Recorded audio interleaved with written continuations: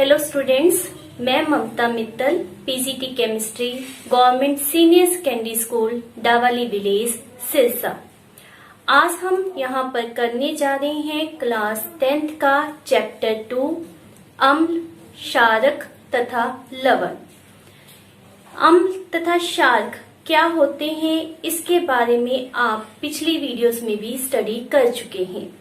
आपको अच्छी तरह से पता है जो अम्ल होते हैं वे टेस्ट में खट्टे होते हैं, जैसे कि नींबू, संतरा जो आप घरों में नॉर्मली यूज करते हैं, ये स्वाद में खट्टे होते हैं। लैब में अगर हमने पता करना है कि दिया गया पदार्थ अम्ल है तो उसके लिए हम लिटमस पेपर का उपयोग करते हैं। हमारे पास लैब में दो तरह के लिटमस पेपर प्रेजेंट होते हैं, that is red and blue. तो जब हमने एसिड अम्ल की जांच करनी है तो हम किस लिटमस पेपर का उपयोग करते हैं? ब्लू लिटमस पेपर का, बिकॉज यह जब हम अम्ल में डालते हैं तो यह कन्वर्ट हो जाता है रेड कलर में। ब्लू लिटमस पेपर को अम्ल में डालने पर उसका कलर क्या हो जाता है? रेड, जिससे पता चलता है कि दिया गया पदार्थ अम्ल है। एक और परिभाषा आपने पिछली वीडियोस में की थी, वह क्या थी कि जो अम्ल होते हैं उनमें H पॉजिटिव आयन प्रेजेंट होता है तथा जलीय विलयन में जब उसको घोला जाता है तो वह H पॉजिटिव आयन प्रोड्यूस करते हैं। तो ये थी अम्ल के बारे में जानकारी जो आप पिछली वीडियोस में कर चुके हैं। दूसरा हमारा था क्षारक। तो क्षारक क्या होता है? बेस। ये टेस्ट में कैसे होते हैं? कड़वे। इनका टेस्ट बिल्कुल भी अच्छा नहीं लगता, ये कड़वे होते हैं। लिटमस पेपर के द्वारा जब हमने जांच करनी है कलर के लिटमस पेपर को क्षारक में डिप करते हैं तो इसका कलर ब्लू हो जाता है, जिससे सिद्ध होता है कि दिया गया पदार्थ आपके पास बेस है। यदि हमने परिभाषा में मेंशन करना हो कि क्षारक क्या होते हैं तो हम क्या मेंशन करते हैं कि क्षारक वो पदार्थ होते हैं जिनमें OH नेगेटिव आयन प्रेजेंट होता है और जलीय विलयन में वे OH नेगेटिव आयन को प्रोड्यूस करते हैं। तो अम्ल और क्षारक के बारे में यह आपको पिछली वीडियो में समझाया गया था, परंतु यह नहीं बताया गया कि हम किस तरह से पता करेंगे कि दिया गया अम्ल अधिक मात्रा में H पॉजिटिव आयन प्रोड्यूस कर रहा है या फिर कम मात्रा में H पॉजिटिव आयन प्रोड्यूस कर रहा है। उसी प्रकार से बेस अधिक मात्रा में OH नेगेटिव आयन प्रोड्यूस करते हैं या फिर कम मात्रा में OH नेगेटिव आयन प्रोड्यूस करते हैं। मीन्स लिटमस पेपर के थ्रू आपको ये तो पता चलता है कि दिया गया पदार्थ अम्ल है या फिर क्षारक है, परंतु यह नहीं पता चलता कि उनकी स्ट्रेंथ कितनी है, वे प्रबल हैं या फिर दुर्बल हैं। तो इसको किस तरह से हम पता करेंगे उसके बारे में आज की इस वीडियो में हम समझेंगे। तो स्टार्ट करते हैं हमारे आज के टॉपिक से, जिसमें हम जांच करेंगे कि दिया गया अम्ल या फिर क्षारक स्ट्रॉन्ग है या फिर वीक है। तो उसके लिए हमारे पास लैब में प्रेजेंट होता है यूनिवर्सल इंडिकेटर। यूनिवर्सल इंडिकेटर के द्वारा आप यह जांच कर सकते हैं कि दिया गया पदार्थ कितना स्ट्रॉन्ग है या फिर कितना वीक है। तो बेटा जी, ये होते हैं यूनिवर्सल इंडिकेटर। यूनिवर्सल इंडिकेटर में आपके पास जैसे कि दिखाया गया है डिफरेंट कलर्स प्रेजेंट होते हैं। हर एक कलर का अपना एक स्पेसिफिक नंबर होता है। हमने क्या करना है कि जो भी हमें पदार्थ दिया गया है उसके जलीय विलयन में इसको डिप करना है। डिप करने के बाद आपके पास कलर चेंज आएगा, उस कलर को आपने इसके साथ मैच करना है। एज ए रिजल्ट जिस कलर के साथ इसका कलर मैच कर गया, आपको कंफर्म हो जाएगा कि यह इस नंबर का एसिड या फिर बेस है। परंतु अभी भी हमें यह नहीं पता चला कि हमारे पास वह स्ट्रॉन्ग होगा या फिर वीक। तो उसके लिए हमारे पास pH स्केल डेवलप किया गया। पीएच स्केल आपको बताता है कि which acids are strong one and which acid are weak. Similarly उसी तरह से कौन सा बेस आपके पास प्रबल है और कौन सा दुर्बल। तो उसके लिए हमने पीएच स्केल डेवलप किया है। पीएच स्केल जैसे कि आप देख रहे हैं 0 से लेकर 14 नंबर तक होता है। 0 से बिलो या 14 से अबव नंबर प्रैक्टिकली पॉसिबल नहीं होता है। 0 से लेकर 14 नंबर तक हमारे पास एसिडिक और बेसिक कैरेक्टर रेगुलरली चेंज होते हैं। यहाँ पर जो 7 नंबर है दैट रिप्रेजेंट व्हाट, उदासीन, मीन्स उसमें ना तो एसिडिक नेचर है और ना ही बेसिक नेचर है। जैसे ही आप 7 से बिलो जाते हो, मीन्स 7 से 6, 5, 4, 3, 2, 1, 0, जैसे जैसे आप नंबर कम करते जाते हो तो रिजल्ट क्या आएगा, उसमें अम्लीय गुण बढ़ता जाएगा, एसिडिक कैरेक्टर इंक्रीज होता जाएगा। जैसे हमने अभी बात की यूनिवर्सल इंडिकेटर की, तो अगर आपके पास नंबर 1 या 2 या 3 इस तरह से मिल रहा है तो इट मीन्स उसमें एसिडिक कैरेक्टर ज्यादा है। 0 नंबर मिलना बहुत ज्यादा एसिडिक नेचर, 1 मिलना उससे कम एसिडिक नेचर, और जैसे जैसे आप 7 के नजदीक पहुंचते जाओगे तो इट मीन्स क्या होगा कि उनमें एसिडिक कैरेक्टर कम होता जाएगा। तो पीएच स्केल हमें समझाता है कि हमारे पास एसिडिक कैरेक्टर 7 से बिलो लाइक करता है और जितना इसका नंबर 7 से कम होगा यह उतना अधिक प्रबल होगा।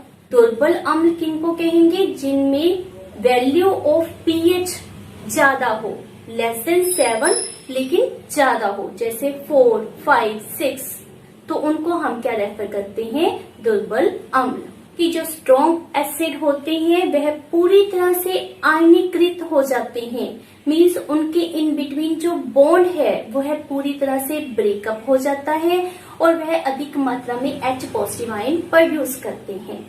और जो हमारे पास दुर्बल अम्ल होते हैं पूरी तरह से आयनीकृत नहीं होंगे और कम मात्रा में H पॉजिटिव आयन को प्रोड्यूस करेंगे।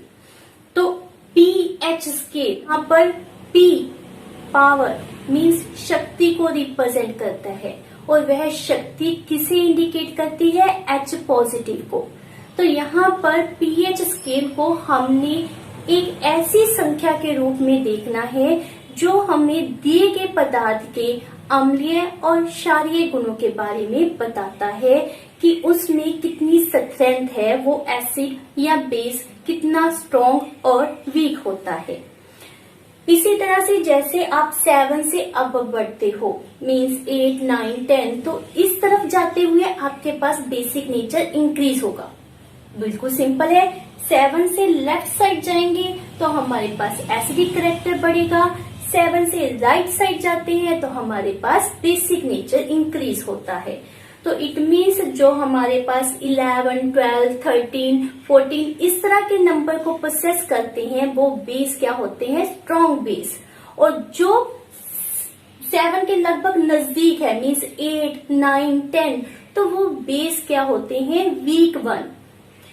जो हमारे पास स्ट्रॉन्ग बेस होगा वह पूरी तरह से आयनीकृत हो जाएगा, मीन्स वह बिल्कुल उनके बीच में जो बॉन्ड होगा लाइक NaOH, तो इनके बीच का जो बॉन्ड होता है वह पूरी तरह से ब्रेकअप हो जाता है। एज ए रिजल्ट ज्यादा संख्या में OH नेगेटिव आयन प्रोड्यूस होते हैं और जो हमारे पास वीक बेस होता है वो कम आयनीकृत होता है, पूरी तरह से आयनीकृत नहीं होता, कम OH नेगेटिव प्रोड्यूस करता है। नाउ इनकी एग्जाम्पल्स जो आपने याद करनी है कि कौन से स्ट्रॉन्ग एसिड है और कौन से वीक, इसी तरह से कौन से स्ट्रॉन्ग बेस है और कौन से वीक, हम उनको स्टडी करते हैं। तो ये आपने अच्छी तरह से definition as well as examples याद करनी है। ये आपके पास बहुत इंपॉर्टेंट क्वेश्चन है कि क्या होते हैं प्रबल अम्ल या फिर दुर्बल अम्ल और उनकी एग्जाम्पल्स क्या हैं। इसी प्रकार से इसके बारे में भी आपसे पूछा जाता है। डेफिनेशन आपको मैंने बताई है कि जो प्रबल, वेदर वो अम्ल के लिए है या फिर क्षारक के लिए है, तो उनमें क्या होगा कि वह पूरी तरह से आयनीकृत होंगे। जो अम्ल होगा वह अधिक मात्रा में H पॉजिटिव प्रोड्यूस करेगा और जो प्रबल क्षारक होगा वह अधिक मात्रा में OH नेगेटिव आयन को प्रोड्यूस करेगा। जो वीक है, दुर्बल है, वेदर वो अम्ल है या फिर क्षारक है, उनमें क्या होगा, वह पूरी तरह से आयनीकृत नहीं होंगे।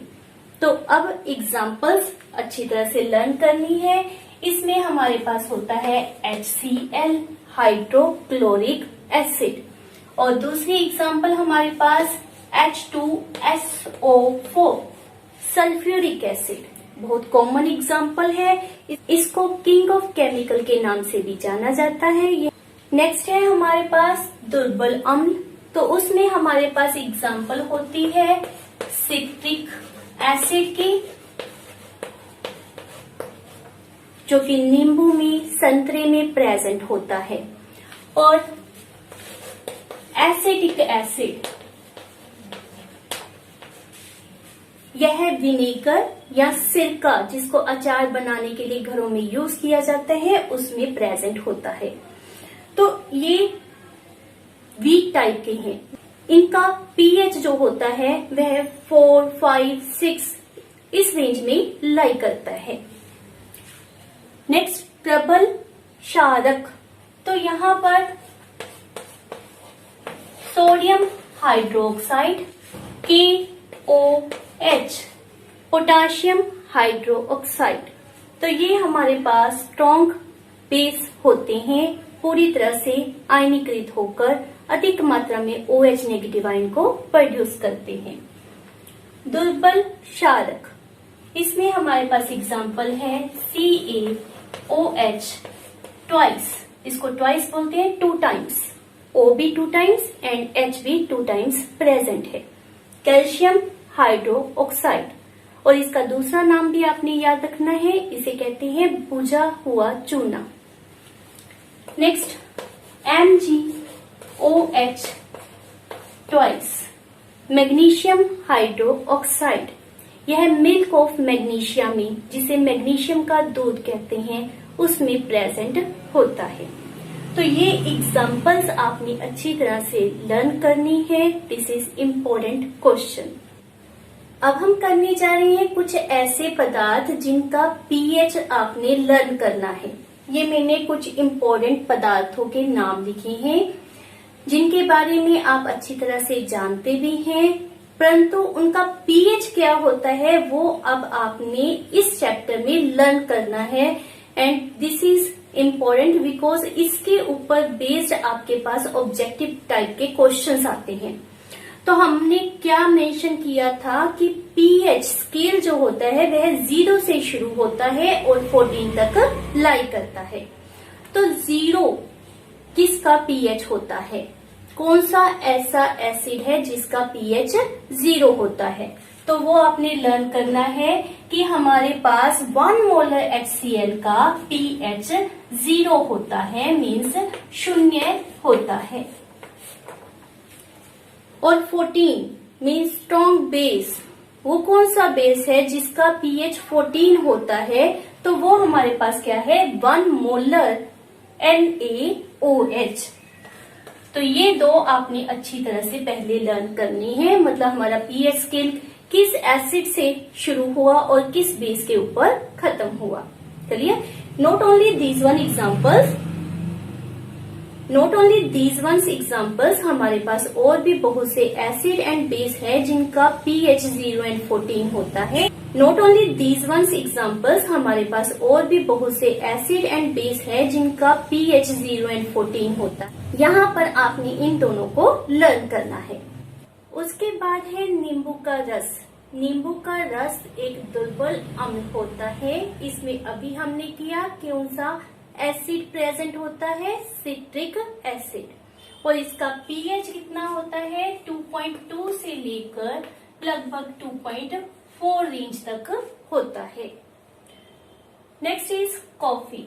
तो कॉफी में हमारे पास पीएच 4.5 से लेकर 5.5 तक प्रेजेंट होता है, मीन्स ये जो हमने अभी एग्जाम्पल्स की हैं ये किसकी हैं? एसिड की। ये सभी एसिडिक नेचर के होते हैं।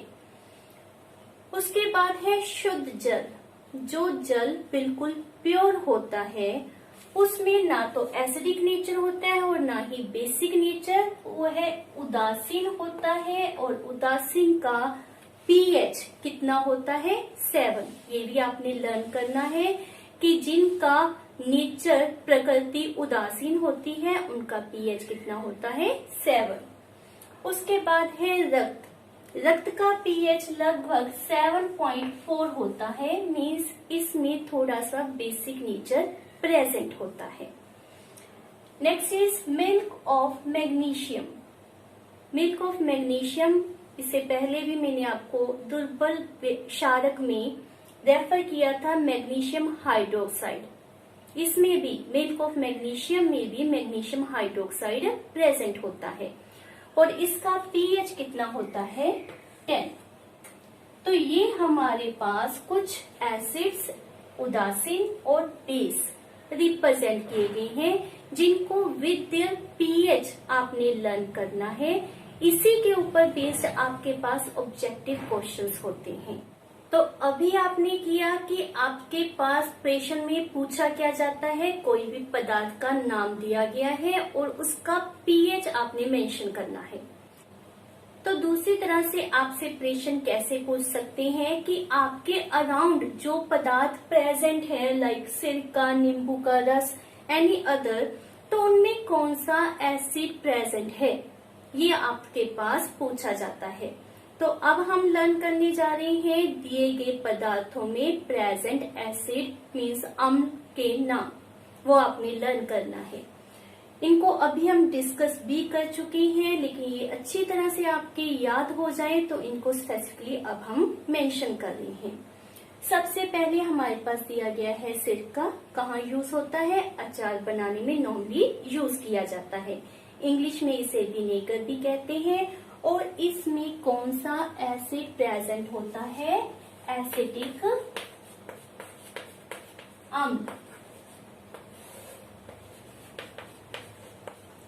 नेक्स्ट है हमारे पास संतरा या नींबू, बहुत खट्टे होते हैं। इनमें कौन सा अम्ल प्रेजेंट होता है? उसका नाम है सिट्रिक अम्ल, सिट्रिक एसिड या सिट्रिक अम्ल इसको कहते हैं। इमली बहुत अधिक खट्टी कंसीडर की जाती है और इसमें अलग तरह का अम्ल प्रेजेंट होता है, उसका नाम है टार्ट्रिक अम्ल।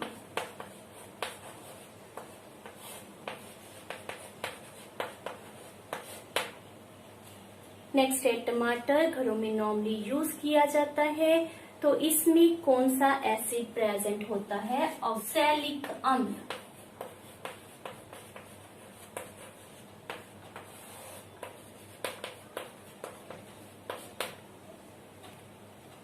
खट्टा दूध या फिर दही, अगर उसमें आपके पास एसिड पूछा जाता है तो उसका नाम क्या होता है? लैक्टिक अम्ल।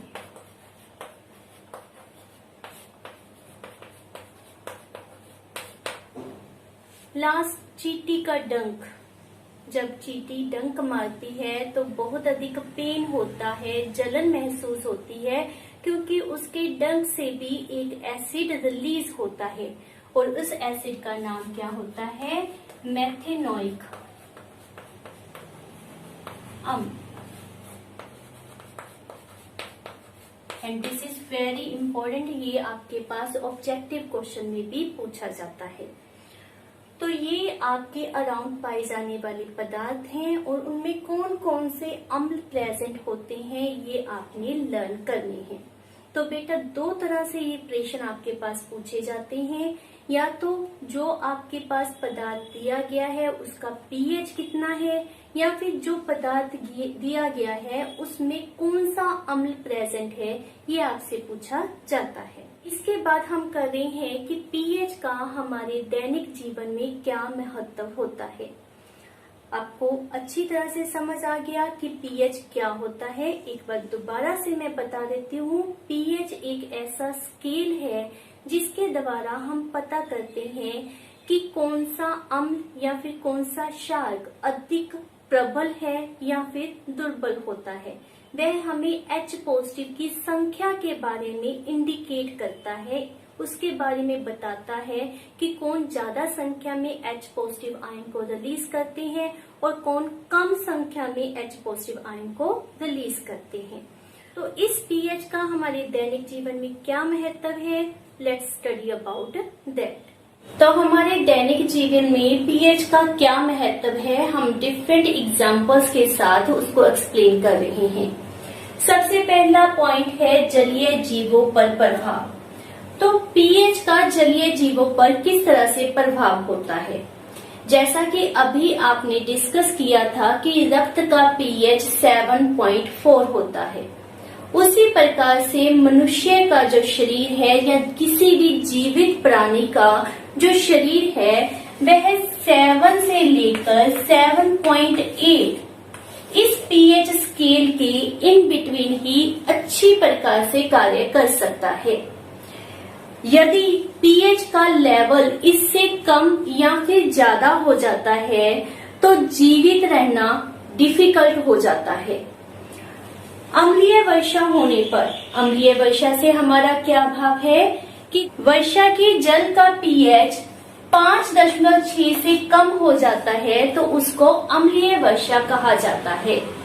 यह क्यों होता है? क्योंकि हमारे वायुमंडल में जब बहुत अधिक मात्रा में CO2, SO2, NO2 gases present होती हैं तो वह वर्षा के जल में मिलकर अम्ल प्रोड्यूस करती हैं, जिसके कारण हम उस वर्षा को अम्लीय वर्षा कहते हैं और उसका pH 5.6 से कम होता है। यह वर्षा का जल जब नदी या तालाबों के जल में मिक्स होता है तो नदियों का, तालाबों का जो pH का लेवल है वह कम हो जाएगा, तो वहां पर रहने वाले जलीय जीवों को जीवित रहना डिफिकल्ट हो जाता है, टफ हो जाता है, वह मर सकते हैं। शुक्र ग्रह जिसे वीनस कहते हैं, वहां पर वायुमंडल में सफेद व पीले रंग के सल्फ्यूरिक अम्ल के बादल प्रेजेंट होते हैं। सल्फ्यूरिक अम्ल H2SO4। तो प्रश्न उठता है कि क्या वहां पर जीवन संभव है? क्या आंसर आएगा? यस, दैट इज नो, क्योंकि वहां पर वायुमंडल बहुत अधिक एसिडिक है, तो वहां पर जीवन संभव नहीं है क्योंकि वहां का वायुमंडल अम्लीय होता है। नीचे की मिट्टी में भी आपको पता है बहुत छोटे छोटे सूक्ष्म जीव बैक्टीरिया प्रेजेंट होते हैं। किसी भी पौधे की अच्छी उपज के लिए एक निश्चित pH की आवश्यकता होती है।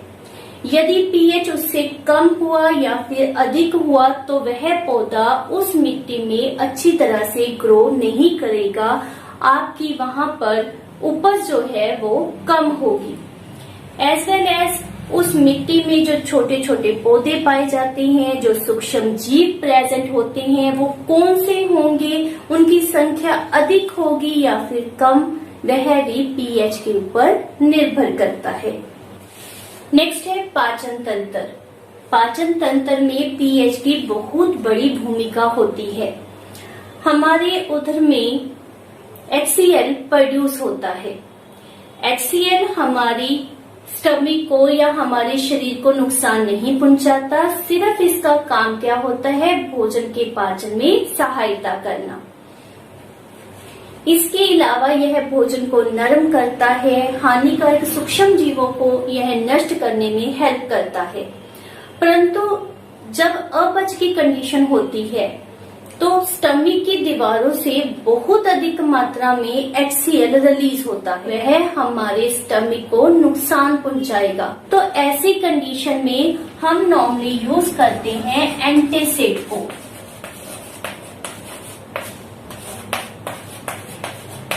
एंटासिड वे पदार्थ होते हैं जो अम्ल के प्रभाव को उदासीन बना देते हैं। मीन्स इनमें क्षारीय गुण होता है, यह दुर्बल क्षारक होते हैं जो कि अम्ल के साथ अभिक्रिया करेंगे और उसको उदासीन बना देंगे, जिसके द्वारा हमारे पेट में हो रही जलन दर्द खत्म हो जाता है। नॉर्मली जो घरों में यूज किया जाता है एंटासिड, वह होता है मैग्नीशियम हाइड्रोक्साइड से युक्त मिल्क ऑफ मैग्नीशिया, जिसके द्वारा हम HCl जो उदर में अधिक मात्रा में रिलीज हुआ है उसको उदासीन बना सकते हैं। तो इस प्रकार हमारा जो पाचन तंत्र है वह भी पीएच के ऊपर डिपेंड करता है, पीएच के अकॉर्डिंगली वर्किंग करता है। नेक्स्ट है पीएच परिवर्तन के कारण दंत क्षेत्र मीन्स दांतों को पहुंचने वाला नुकसान। जो हमारे दांतों का एनेमल है वह कैल्शियम फॉस्फेट से बना होता है। यह बहुत ही कठोर होता है, वाटर में, पानी में यह बिल्कुल नहीं घुलता, लेकिन एसिडिक मीडियम में यह इजीली डिसॉल्व होना शुरू हो जाता है। मुंह के अंदर जो लार होती है उसका पीएच नॉर्मली 7.5 होता है। जब हम भोजन खाते हैं या अधिक मीठा भोजन खाते हैं तो उसके कारण हमारे मुंह के अंदर का जो पीएच है वह 5.5 से यदि कम हो जाए तो रिजल्ट क्या होगा, हमारे मुंह के अंदर अम्लीय मीन्स एसिडिक मीडियम बन जाएगा और एसिडिक मीडियम हमारे दांतों को नुकसान पहुंचाएगा। मुंह के अंदर प्रेजेंट बैक्टीरियाज लगातार अपशिष्ट पदार्थों का निम्नीकरण करते हैं, मीन्स उनका अपघटन करते हैं, जिसके कारण और अधिक मात्रा में अम्ल प्रोड्यूस होता है और यह हमारे दांतों के लिए नुकसानदायक है।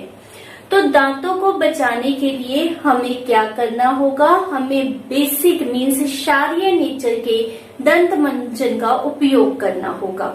रेगुलरली खाना खाने के बाद हमेशा अपने दांतों को साफ करना होता है ताकि हमारे मुंह के अंदर बैक्टीरिया पैदा ना हो और हमारे दांत सेफ रहें।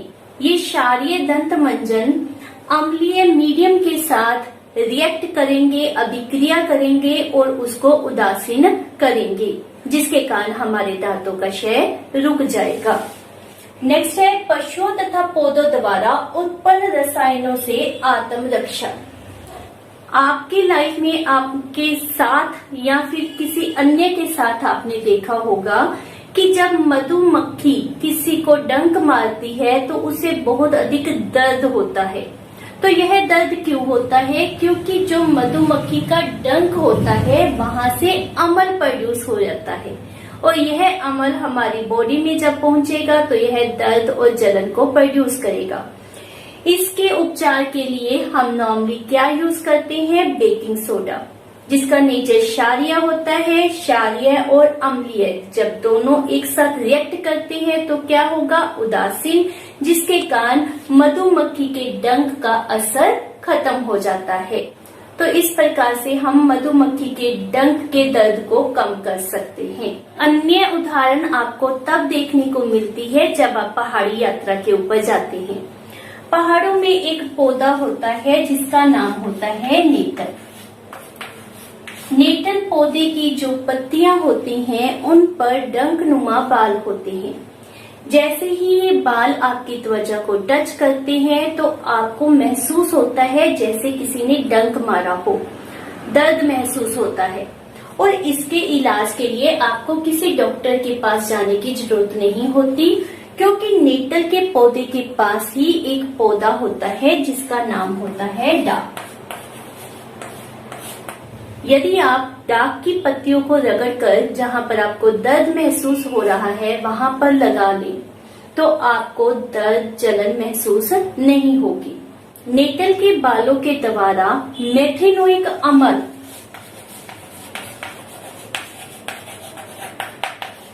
स्रावित होता है, जिसके कारण हमें दर्द महसूस होता है। तो अब आप बताएं कि डाक की पत्तियों में कौन सा पदार्थ होगा जिसके कारण दर्द खत्म हो गया। यह क्या होगा, क्षारीय। यह दुर्बल क्षारक होता है जो मेथेनोइक अम्ल के असर को खत्म कर देता है, उसे उदासीन बना देता है। तो ये था पीएच का हमारी डेली लाइफ में क्या इम्पोर्टेंस है। तो एक बार दोबारा से देखिए हमने आज के वीडियो में क्या क्या डिस्कस किया about acid and base, which one is strong and which one is weak. Different tables के द्वारा हमने देखा कि किस पदार्थ में पीएच कितना प्रेजेंट होता है, कौन सा पदार्थ किस तरह के एसिड को प्रोसेस करता है। देन लास्ट में हमने डिस्कस किया कि पीएच का हमारे दैनिक जीवन में क्या महत्व है। उसके ऊपर based a number of questions subjective में आपके पास बनते हैं, जैसे पीएच में बदलाव होने पर हमारे दांतों को किस तरह से नुकसान पहुंचता है, मिट्टी के लिए पीएच की क्या आवश्यकता होती है, and a number of questions उसके ऊपर बनते हैं। अब हम करने जा रहे हैं objective questions based upon this topic. तो हमारा फर्स्ट क्वेश्चन है, उदासीन विलयन का पीएच मान होता है। तो उदासीन का पीएच मान कितना होगा? 7। नेक्स्ट है, तनु HCl का पीएच मान होगा, कितना होता है? 0। एक विलयन नीले लिटमस को लाल करता है तो विलयन का पीएच निम्नलिखित में क्या होगा? ऑब्वियस है वह एसिडिक होगा, सो आंसर इज D 6। निम्नलिखित में कौन एक अम्ल है जिसमें H हो? तो आंसर HCl। होपफुली जितने क्वेश्चन मैंने आपको subjective as well as objective इस वीडियो में बताए हैं वो आप फॉलो करोगे, अपनी कॉपी के ऊपर नोट करोगे। Thank you.